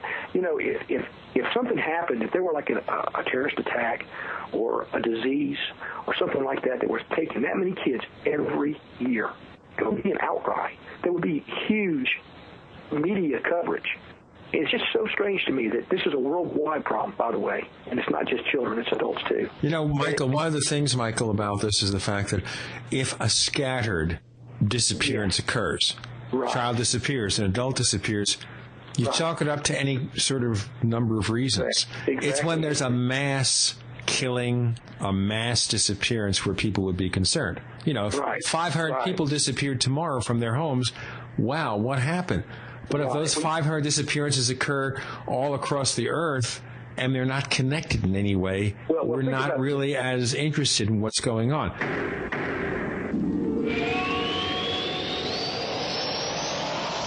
Hi, this is Tamar from Namecheap. We're a domain name and web hosting company, and we really care about our customers. With domain name purchases, Namecheap offers free SSL and free WhoisGuard for a year to protect your identity from spammers. We won't bother you with unwanted messaging in your inbox or upon checkout, but most importantly, we care about you, our customers. Your satisfaction and happiness is our primary focus because your support means so much to us. If you'd like to learn more, please visit us at radio.namecheap.com for web hosting and domain name specials. You can also follow us on Twitter at twitter.com/Namecheap, where we host many great contests, or become a fan of ours on Facebook at facebook.com/Namecheap. See you online. Hi, this is Don Ecker, and you are tuned into the Paracast. Let me tell you what, you're going to hear stuff here that you probably won't hear anywhere else. Hear that, George Snorri? Walter Bosley, William Michael Mott, Alan Greenfield, Mike Clelland joining us. Our guest host is Christopher O'Brien. We're talking about Earth-based UFOs, UFOs from another time, another space, whatever. Michael, you had a further comment. Yeah, this is something that, whether it's UFO literature or whether it's fairy lore or even tales of the gods and the demons and the devils, succubi and incubi and so forth, you know, the accounts and the warrants go back into antiquity. You know, even the Bible says, you know, beware. It says, have respect unto the covenant, for the dark places of the earth are filled with habitations of cruelty. Okay, this is a theme that we find. People disappear, bad things happen, and be careful. Watch what you're doing. And so when you have this number of people disappearing inexplicably, and most of these people disappear inexplicably, they're not all running off, changing their identities or whatever, especially the kids, okay? This what I want to say that the thing at this gate is indicative of something that's not necessarily benevolent. At the very best, this thing seems to be indifferent, except when it wants something. This phenomenon. I want to mention something because this just occurred. This is a news story that, as of the time the show is heard, will be a week or so old. And I'll read it. The headline is from the Associated Press. A rescuer says God led him to Florida girl in swamp. Florida man says God led him to an 11-year-old girl lost for days in a swamp. He said he was clutching his Bible, reading passages about the serpents in the Bible when he came upon this missing girl. Anyone have a comment on things like that? Or is the person just, wishful thinking? I think that it depends on your personal worldview. I believe in God, but so maybe this guy had a genuine experience. I mean, if he were a psychic, or if, like Walter, he said he remote viewed it, would anybody argue with?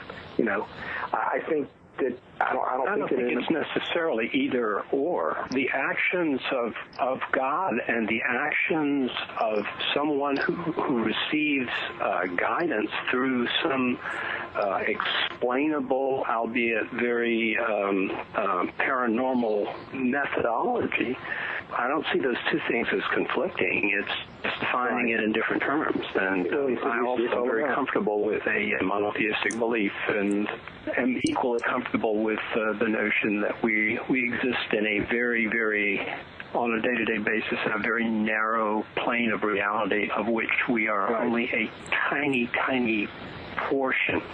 And those are not incompatible concepts. In fact, I think they reinforce one another. That's my personal opinion. I have another train of thought. I don't want to lose it because I think it touches on all this. This is all terra incognita, after all. Right, exactly. You know, when you look at the strange things that happen, and you look at regions like, you know, the Bermuda Triangle, and some of the anomalies that exist in the magnetic field of the Earth, I know it's been postulated by other people that possibly there's a white hole within the Earth. You know, a white hole would be the opposite end of a black hole. You know, who knows what is the true support of the fact that our molten core spins it like it does. It generates the electromagnetic field of the Earth, because it's just like a battery. That's what's going on. It's a big electromagnet.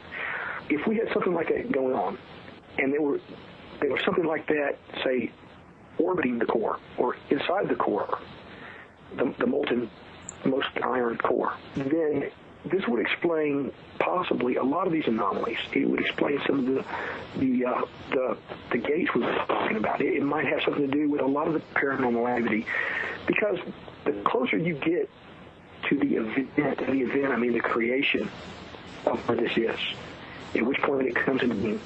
It's quite possible that the closer you get to the creation of it, the more of these phenomena you're going to see. And I say that because once something like this gets created, it's going to send ripples through space and time. And it's as if it's always been there. In other words, it's of such density that the normal laws of physics don't apply. And it's as if it's always been in play. But the closer you get to the creation point, stronger and the closer together the way it's going to be. Does that make sense? So, you know, this may have something to do, if there were civilization here that tapped into that, if there were civilization created that, or, you know, you have something like the LAC over in Geneva. Let's say in 5 years they have an event and they create something. You know, maybe that accounts for the increased incidence of high strangeness that we're seeing as we move forward. But not just the fact that, you know, that we're technologically, you know, more savvy and we have more faster communications. Maybe it's all tied together. It's just something to think about, and I think it all is intrinsic to the Earth. I think it all has something to do with the energies and the electromagnetic field and the structure and the density and the densities of our own planet, and it always has.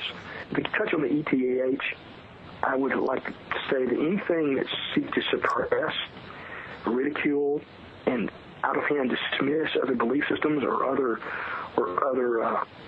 modes of thinking or other theories, that's not a hypothesis, that's a religion, okay? And it has its true believers, and it has its high priests, and they're very, very protective of their religious turf, and so I submit that you should call it ETR. I agree. I like that, the extraterrestrial religion. Well, they talked extensively about that on the last show, talking about the work of Mac Tonnies. Both, well, Greg Bishop and Nick Redfern and Paul Kimball had some very sharp comments relating to the belief system that's become entrenched in ufology. And you're absolutely right, Michael. That's a real problem. And you know, it's as soon as you try to swim upstream against the the status quo within ufology, you do tend to run into problems, and you are ostracized. Well, I'll tell you, in the last couple of days, I came into contact with somebody online. Some of you may have seen it was over at the UFO Iconoclast website, where somebody basically just gored Tonnies in his book and made a bunch of false assumptions, set up a bunch of straw men and them down, sought to ridicule through Richard Shaver, who obviously, this guy really knew little to next to nothing about Richard Shaver. Apparently he went to Wikipedia for all of his information. And, you know, I had to write some, in rebuttal to this guy, because basically he is presenting the point of view of a religious fanatic. All I can say is find it and read it. but do you believe in UFOs? Right. It's unscientific. Yes. Okay. They want to be. They want to present themselves. Why does belief have anything to do with it? Right. They want to present themselves as so scientific, but then they won't even consider any other possibility, and they have a certain paradigm that they stay within. And when you give them data that doesn't match the paradigm, for instance, all the documented heavily documented cases of channeling, poltergeist activity, demonic possession, all these types of things that have been associated with a lot of very famous UFO cases. Okay, we don't want to talk about that. We want to talk about how we think they land. We want to talk about how they probably flip around and defy the laws of physics. Defying the laws of physics is just as supernatural as a poltergeist throwing something across your living room. Okay, so they ignore data. They intentionally take stuff out and they ignore it and they set it aside. And cryptozoology to some extent does the same thing. I mean, because they're so desperate to say, well, these are flesh and blood things, and you're strictly within. Well, yeah, sure, they may be within the template of earthly life on the surface, and for the most part, but there's still often anomalies.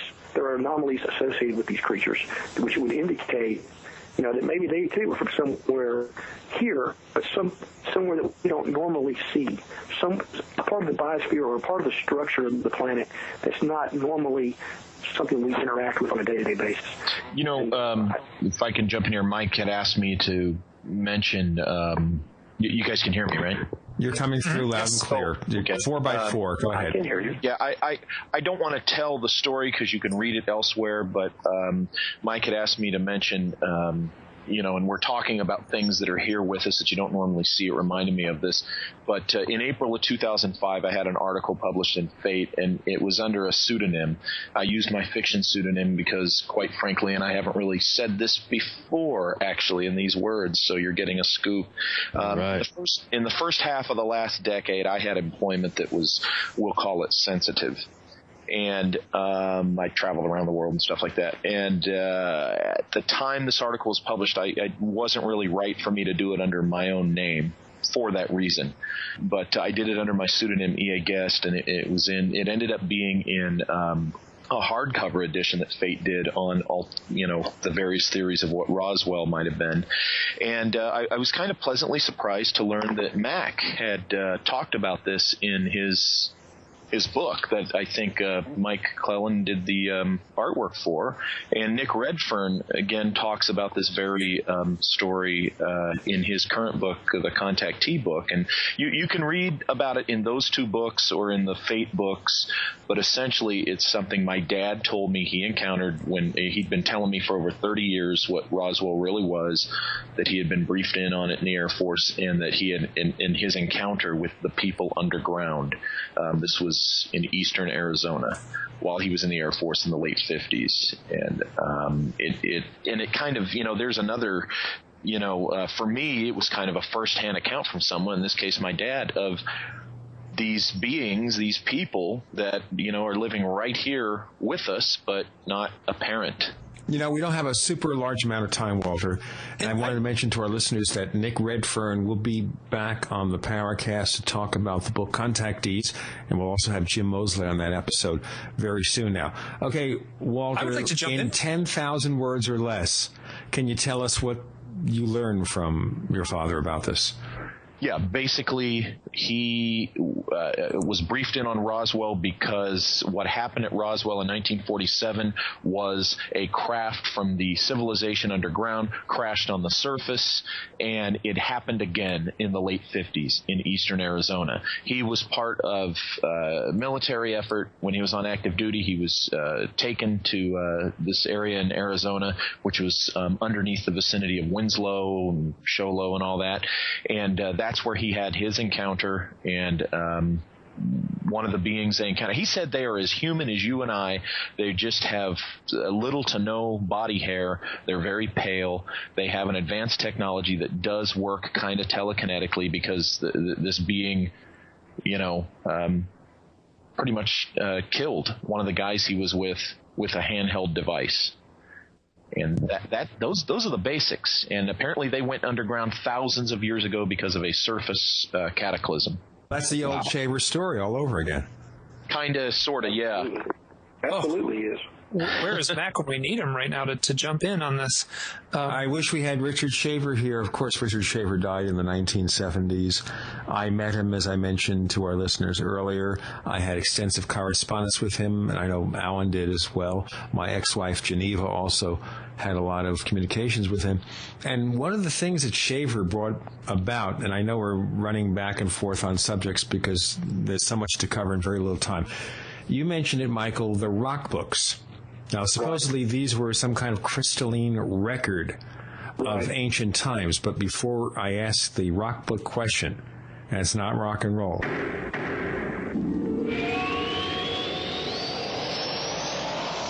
For 58 years, Fate has provided true reports of the strange and unknown. Fate brings you the latest in all aspects of the paranormal, like angels and miracles, psychic phenomena, ghosts, UFOs, and much, much more. To receive your complimentary Fate magazine, call now at 1-800-728-2730 or visit their website at www.fatemag.com. That's 1-800-728-2730 or www.fatemag.com. What are you waiting for? Your fate awaits.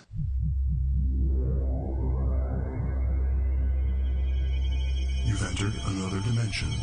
You've entered the Paracast.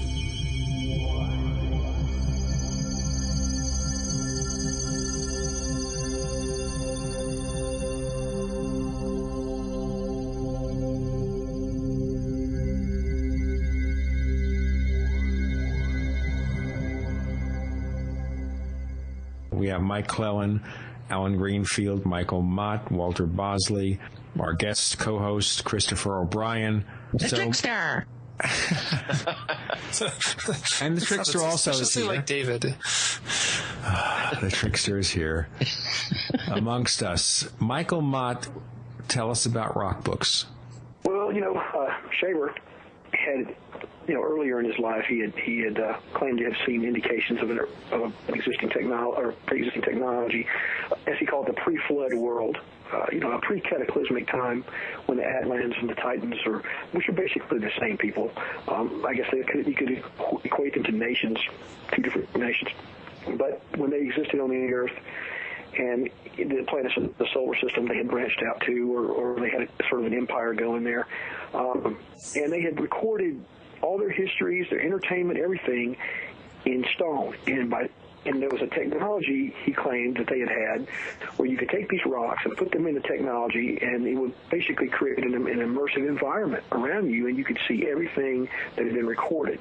Well, at the time that Shiver wrote this stuff, it seemed just, way out there. But now we know, of course, about holography and about the advent of the quartz, the ability of quartz in particular to record and store information. And so what Richard Shaver did was he moved to Summit, Arkansas, where he spent most of his, or at least the last half of his life. And while he was there, he went to something called the Rock Book Studio. He claimed that he had found these rocks in the mountains there, and he was cutting these rocks open with a rock saw. And then what he would do, he claimed that of course that these were the records, and that the images inside the books are jumbled and they're layered and they look kind of strange. That's because they're actually meant to be played back by a three-dimensional device. So when you cut into them, you're basically destroying the record. But he would cut these things into really thin slices, and then he would make photo exposures either on like a canvas that he had treated with a photosensitive thing so that he could then make a painting based on what he thought he saw, or else on photographic paper. And I was lucky enough to come into into possession of a large number of these photo exposures that he had made, and he had sent to Ray Palma. And it was probably the basis or the pitch for the secret world. And so I also have a little book that he created for the same thing called This Tragic Earth that he sent to Ray Palmer. And so I've got a book out, which is trying to present Shaver's ideas in Shaver's own words, and then with some of these images. It's called This Tragic Earth. But he was ridiculed, and people, he's crazy, and so forth and so on. But the interesting thing, and I don't know if you know Dennis Crenshaw, but Dennis pointed out to me recently that there was a news story recently where some scientists somewhere in the United States claim they had found evidence that somebody was recording tiny pictures inside of rocks or in rocks or on rocks thousands of years ago. They don't know how they did it, but they found this incredible new data. I guess you would have to talk to Dennis to get all the information on that. But, it's just like just now, science is catching up with what Shaver was saying. Whether it's holography and an immersive virtual reality environment like he was trying to describe, or storing data, playback data in crystal form, all these things that he talked about, well, now they're becoming reality. And he's been greatly ridiculed by people who pretty much know nothing about, all they know is they've heard he's a guy that you ridicule. To associate yourself with Richard Shaver is to set yourself up to be seen as a crackpot. That kind of attitude. And really, I see that and that permeates what we're talking about anyway. I mean, that is something that I talk about in my book. I think that's a protective mechanism that we have as a species. It's because we've been dealing with this stuff for so long that it is so frightening that we tend to diminish and ridicule these things and people who have these experiences, or people who talk about it, because it's so disturbing to our worldview, and it would make it so hard to function otherwise as a society. And so, I guess that could have something to do with the ETR and their problem, but I think that's mostly about power and control. So, does that answer your question? Very much so, very much so. I know after looking through this for so many years, I actually got to see some of the pictures, or I thought I did. It might have been a cosmic Rorschach test. I didn't have any equipment at hand, but it was very fascinating at the time. Alan, did you do much study of those rock books when you knew Shaver? Oh, I did more than that. Shaver, I showed an interest in them. And Shaver didn't just send me pictures and 35 millimeter slides. He sent me the rocks. Like when he had first fled from Wisconsin to was it Arkansas? Yeah. He started doing these cuttings, and he would send me send me the rocks themselves, and I had maybe 100 pounds of the rocks, and corresponded with him about it. And at the time, in fact, the only surviving letter I have from Shaver is him saying, "Why can't you see these things?" Well, it was hard to do, but I was not factoring in some things, because this was the mid-1960s, and I was not factoring in lasers, holography, and so forth. So I turned these rocks over to my friend Terry a long time ago. And maybe 10, 15 years ago, Terry showed me something absolutely fascinating, and I wished I could show that, but, in a podcast, radio program, whatever, it's very hard to do.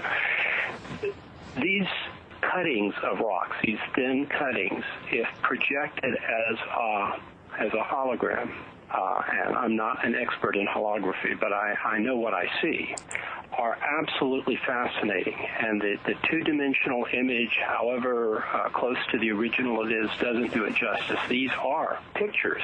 Now, I don't know what to make of them. Again, I am not a believer in the hollow earth, but they are clearly pictures of something, things that you can identify, a priest holding a wand, and a bird flying towards the priest, in 3 dimensions. Now, this suggests something, we're talking about rocks that are millions or billions of years old.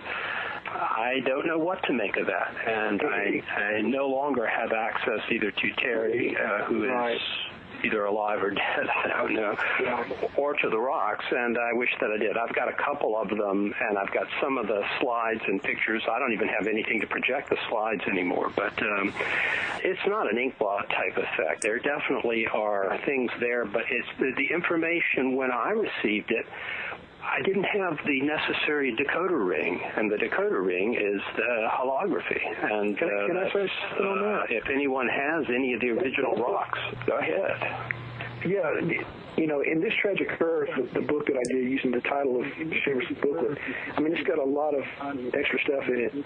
But what I did was I took the images that he had sent, the photo exposures, and I scanned them in at very high resolution in Photoshop. And then I zoomed in on them in Photoshop, and that's when I started finding stuff. And I mean, I found some stuff that's pretty inexplicable. Now, some of the stuff, people look at it and say, well, that's just coincidence. That's just, the human mind looking for patterns. But I'm going to tell you, man, that there are some things in there that you will, it might take you a minute to see it, but once you look at it, you'll say, how in the world did that end up jumbled in the same slice of rock as all these other little images off of the same slice? You know, it's obvious that there's something anomalous going on here. And also in the book are several things from older magazines where Shaver tells you how he did it. His entire procedure on how he created these things are all in there from various books like, I'm trying to think, Search Magazine and Fate and other older magazines. But there's definitely, he was on to something. I think Shaver's problem was he came across to a lot of people in such a way is so out there that they just instantly dismiss whatever he was going to say. But in a lot of ways, he was ahead of his time. And, you know, of course, he had his conflicts with the science fiction community who were just aghast at this guy who claimed what his stuff that he was writing about was true. And so they did everything they could to discredit him and Ray Palmer. And so, you know, he just never really got the break that he probably should have gotten in terms of his ability. It's kind of like Mac as a thinker.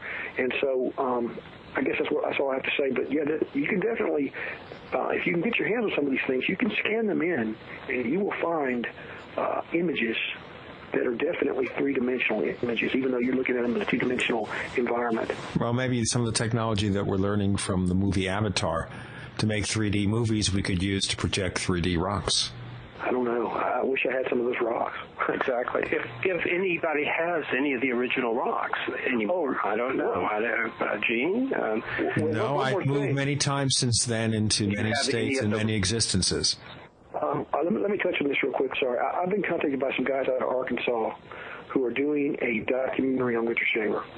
And they're very, very serious about this, and they want to interview anybody and everybody who knew him, who had anything to do with him. And these are some real reputable guys. One of these guys is a police detective, an investigator. The other one is a district attorney. And they're making a documentary, and from what I can gather, they pretty much have a lot of respect for Shaver. And, you know, this is the kind of... this kind of gives you, these guys are professional investigators. That's what they do for a living. And they seem to think that there's something to a lot of what Shaver said. So I guess Gene and Alan, you know, since you guys knew Shaver, I probably should put you in touch with these two guys. Sure. I have no problem with that. I'll send you an email. Okay. I'm done. Yeah, the outer space... Okay. Gene, you might recall a sort of a duplication of some of Shaver's work, something that when we were investigating Brown Mountain, we ran across the Outer Space Rock Shop Museum run by this very unusual contactee, although his story resembles those historically. I know you interviewed him. In fact, I've got a photo of you interviewing him. Please don't publish that photo. We don't want anyone to see that photo. No. Listen, we're just about out of time. It's a great photo.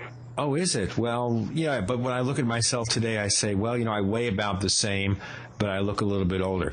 We're just about out of time here, so rather than start another subject and be forced to go over another 6.5 hours, let me ask each of you separately to tell our listeners where they can learn more about the things you do. Mike Clelland. You can look at my blog. I have two blogs. One is illustrations, and the other one is the sort of paranormal stuff that I've been involved in, and it's hiddenexperience.blogspot.com. Alan Greenfield, where can we find more of your work online? Google my name. It's ALLENGREENFIELD, and you will come up with 2,610,000 entries. So I'm easy to find. We know where you are. We know where you've been. Michael Mott, where can we find more of the things that you do? Well, you can find pretty much everything, at least in terms of links to different places of nonfiction and research of this nature, fiction work, and which also includes some of the elements of this stuff, and artwork at www.motomorphic.com. That's MOTTIMORPHIC.com. Walter Bosley, you're a new friend of the show. We are happy you came aboard, even though you came in a few minutes later. Where can we find more of the things that you do? You can find my story I referenced that I wrote under EA Guest in Mac Tonnies and Nick Redfern's new books, Nick Redfern's Contactee book.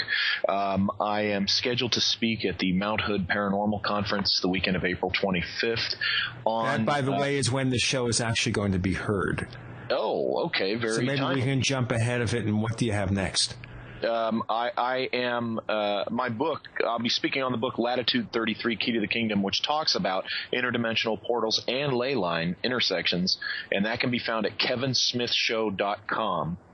And you can find me on Kevin Smith's show a lot, and sitting in with Greg Bishop and such. After that, I will be speaking in October on the same thing at a conference in just outside a paranormal conference outside of Knoxville, Tennessee. Oh, okay. Christopher O'Brien, what are you working on? What can our listeners check out? Well, of course, I do have my latest book, which is called Stalking the Tricksters, which attempts to put a unified field theory for paranormal phenomena out there. It's a pretty ambitious project. I've gotten some good feedback on the book. I have a website. It's called OurStrangePlanet.com. We do live in a strange planet, and there's tons of information there. My entire database is there, and of course, I'm always going to be found there on the Paracast forums as well. That's right. He's also one of the moderators. So if you're a bad boy or a bad girl, yeah, I know how to ban people now. That's right. I taught him how to ban people. Something that Paul Kimball long ago discovered, and so Paul, of course, led us in this great degree of knowledge. As I said, in a future episode, we're going to have Nick Redfern to talk about his book about contactees, and Jim Mosley will be joining us, the eternal Jim Mosley. I want to have a special thank you for this fascinating session to Mike Clelland, Alan Greenfield, Michael Mott, Walter Bosley, Chris. It was a great one, wasn't it? Thank you all for joining us. Yep. Thank you, now. Thanks, you guys. I've had a really, really good time on the show. I appreciate being brought into the fold, guys. Thanks for letting me join in on this.